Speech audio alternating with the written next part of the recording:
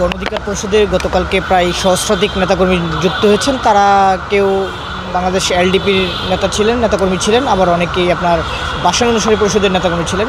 আপনারা জানেন যে আমরা গণ অধিকার পরিষদ ফ্যাসিবাদ বিরোধী লড়াইয়ে বিগত সময় অগ্রণী ভূমিকা পালন করেছি।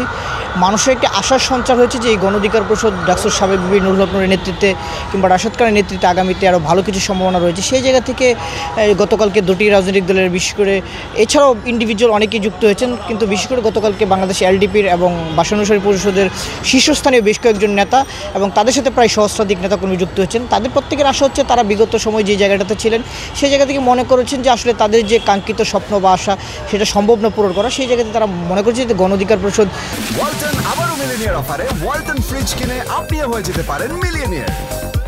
মিলিনিয়ার ছড়াছড়ি দেশ জুড়ে, এটা শুধু ওয়ালটনই পারে।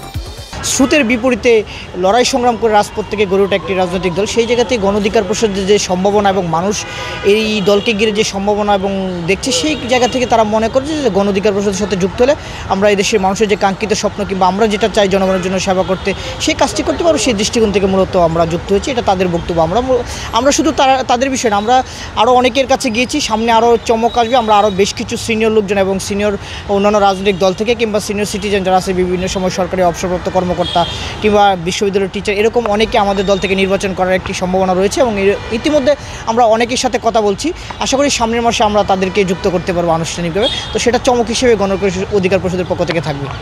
তাদের মধ্যে সবার তো ইন্ডিভিজুয়ালি পরিচয় বলতে পারতেছি না। একজন হচ্ছে সিনিয়র ভাইস চেয়ারম্যান ছিলেন এলডিপির কনক ভাই, এছাড়া আপনার ভাষান অনুসারী পরিষদের একজন প্রেসিডিয়াম মেম্বার ছিলেন উনি, এছাড়াও এলডিপির ভাইস চেয়ারম্যান আছে প্রায় 4-5 জন, এছাড়াও কেন্দ্রীয় কমিটির প্রায় আরও 30 থেকে 35 জনের মতো একটি সংখ্যা আছে। আর ভাষান অনুসারী পরিষদেরও প্রায় 10-15 জন যারা শীর্ষস্থানীয় নেতা আছেন।